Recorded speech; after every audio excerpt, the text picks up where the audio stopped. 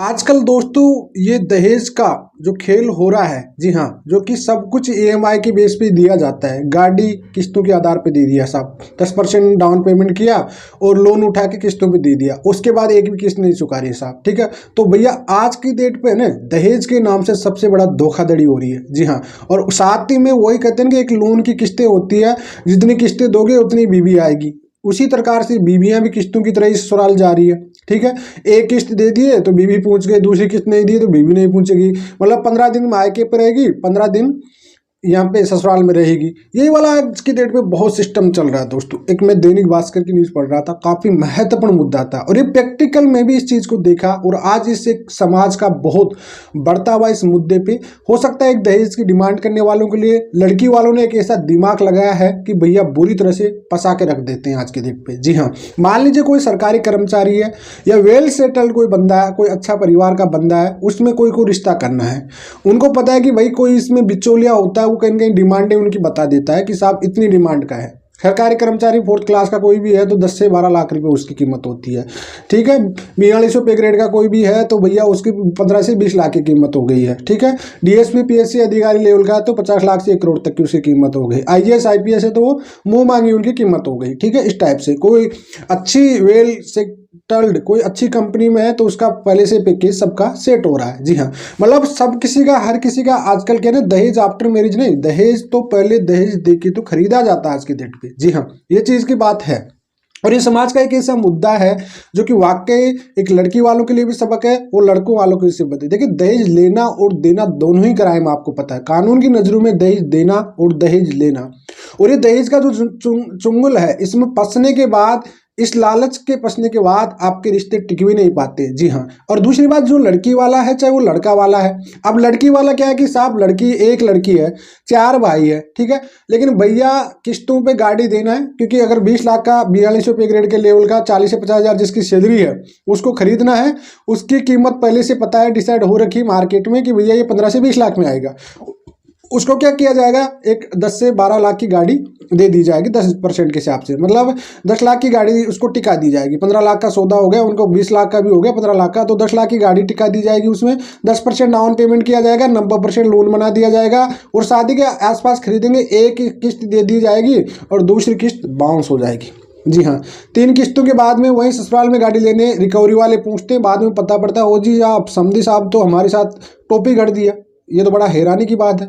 उसी प्रकार से जो बाइक हो गई आपको, इवन जहां तक आपको बर्तन भांडे तक दिए जा रहे हैं। जी हाँ, समाज में जो शादी में जो दिए जाते हैं आपको, तो ये सब चीज़ें किस्तों पे दी जा रही है आज की डेट पे। जी हाँ, बजाज कार्ड पे, और ऐसे कई सारे मेरे पास केसेज आ रहे हैं आज की डेट पे।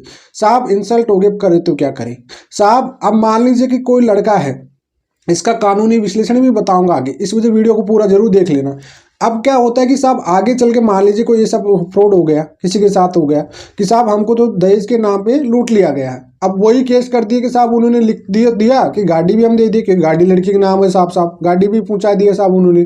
ठीक है, उसके बाद बाइक भी पूछा दिया साहब। ठीक है, उसके बाद में जो बर्तन भांडे थे वो भी पूछा दिए साहब, सब कुछ। मतलब आज की डेट में हर चीज़ अवेलेबल हो गई है। जी हाँ, तो आज के कहते हैं कि लोन का सिस्टम है, हर जगह चल गया आज की डेट पे, तो सब कुछ किस्तों पे मिल जाता है आज की डेट पे, दिक्कत तो है नहीं किसी भी प्रकार से।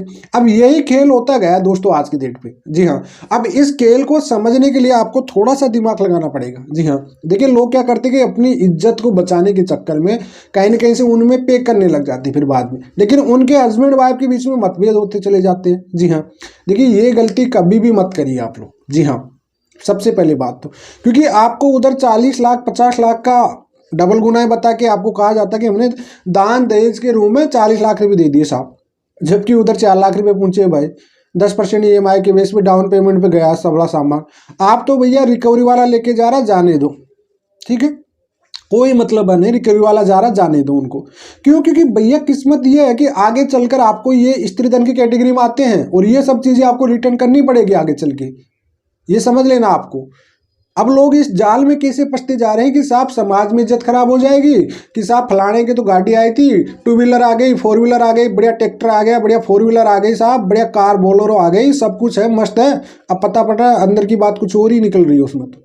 अरे ये आज की डेट पे ज़्यादातर जो सरकारी कर्मचारी जो बनाए हुए अपनी रेट बनी हुई है मार्केटों में, उनको ये धोखा मिल रहा सबसे ज़्यादा। तो जी हाँ, अब ये केसेस मेरे पास बहुत ज़्यादा उठ के आती है आज की डेट पे कि सर करे तो क्या करे, हमारे साथ ये घटना घट रही है।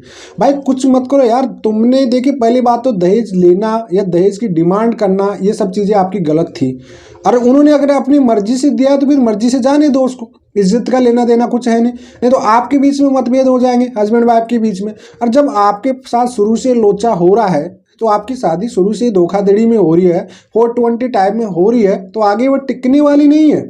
ये बात भी आप आराम से समझ लेना, पूरी ईमानदारी के साथ समझ लेना कि वो टिकने वाली नहीं है आपकी शादी। तो इस वजह से अगर ऐसा कोई मैटर आया है और आपके साथ ऐसा हुआ है धोखा, मान लीजिए कि आपकी गाड़ी भी किस्तों पे चल रही है, आपकी जो भी, आप अब इससे कोई केस तो नहीं कर सकते, क्योंकि भैया अगर आप जाके पुलिस थाने में कुछ भी बोलोगे या कहीं भी बोलोगे तो भैया दहेज लेना, दहेज अधिनियम 1961 की धारा 3 और 4 क्लियरली कहती है दहेज लेना और देना दोनों क्राइम है। जी हाँ, ये बात समझ लेना। अब वो तो कहेंगे नहीं लड़की वाले तो कि हमने तो दान दहेज, आपको पता है कि वो दहेज के साथ में एक लिखते हैं दान। जी हाँ, दान दहेज के रूप में, और ये दान लिखने से ही एक पूरा मामला स्त्री धन की कैटेगरी में चला जाता है आईपीसी 406 में। जी हाँ, और ये आईपीसी 406 रिकवरी कर सकती है, इस पर पूरा राइट होता है, वो लड़की का होता है, ये बात समझ लो। और शादी में जो दिया हुआ भी सामान होता है, भले आपकी तरफ से हो, वो लड़के की तरफ से हो या लड़की की तरफ से हो, ये पूरा टोटली जो भी सामान होता है उसके स्त्री धन की कैटेगरी में माना जाता है। और ये स्त्री धन का जो कैटेगरी होता है उस पर महिला का अधिकार, पत्नी का अधिकार होता है पूर्ण रूप से। अब आपको कैसे फंसाया जा रहा है लड़कों वालों को इसमें कि साहब हम तो गाड़ी देंगे, ठीक है, हम 2 गाड़ी देंगे, एक तो बाइक देंगे 2 व्हीलर, एक 4 व्हीलर। एक काम करना, आपको पूरा जेवर लेके आना जी। बिल्कुल जी, समझी साहब हमारे बहुत पैसे वाले हैं, दिक्कत है ही नहीं, ठीक है।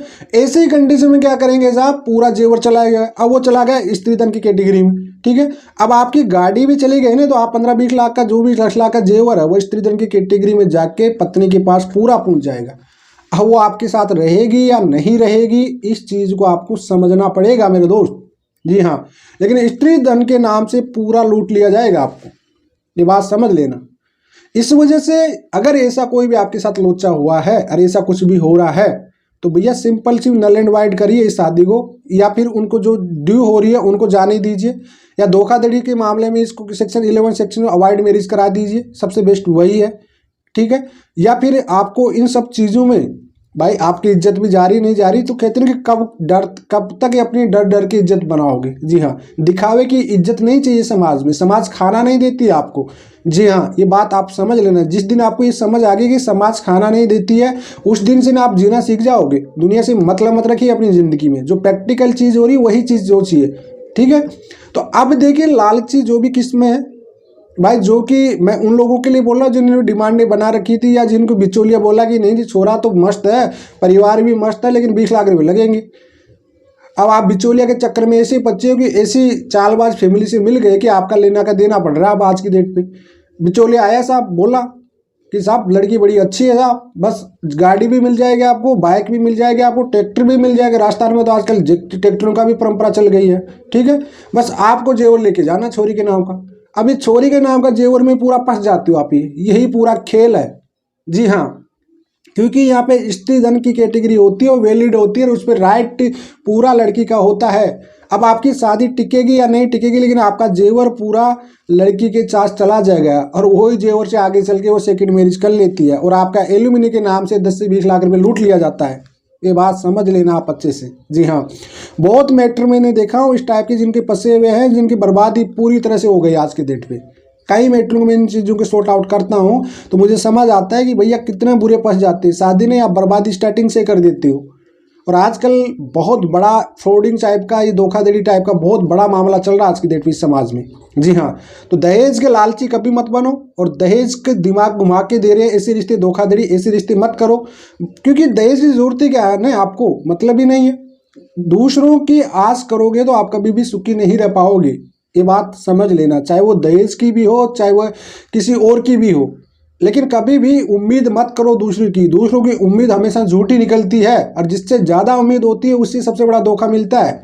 वो प्रैक्टिकल लाइफ में आप किसी से भी देख लेना। तो इस खेल से बचने का एक ही तरीका है कि अपनी इज्जत को साइड में रखो, समाज क्या कहेगी क्या नहीं कहेगी, प्रैक्टिकल जो सच्चाई है उसको सामने आने दो, रियलिटी जो है उसको सामने आने दो। नहीं तो तुम अपनी इज्जत बचाने के चक्कर में EMI भरते जाओगे तो आर्ट में जाके लड़की वाले वो भी स्त्री धन की कैटेगरी में उसको भी लेके चले जाएंगे, कुछ नहीं बचेगा आपके पास। ठीक है। अल्लू ने भी आपके आजकल तो ये होता है कि समधी साहब को देंगे साहब, लड़का को देंगे साहब, उन्हीं के नाम करा देते हैं और उन्हीं के नाम से उठा के दे देते हैं। जी हाँ, लो जी क्या करोगे आप, गाड़ी आड़ी सब दिखा दी उधर से स्त्री धन का, लो जी लड़के के नाम गाड़ी कर दिया हमने तो लोन भी उठा के दे दिया साहब का जी, लो जी 20 लाख 25 लाख का जेवर हो गया साहब, दहेज का यो हो गया साहब। तो ये खेल बहुत बड़े लेवल पे चल रहा है आज की डेट में। इस वजह से इस खेल से बचना पड़ेगा आपको, ऐसे लोगों से, ऐसे बच्चोलियों से, ऐसे परिवारों से, और उन लड़कियों को भी बचना पड़ेगा जो कि लालची होती है।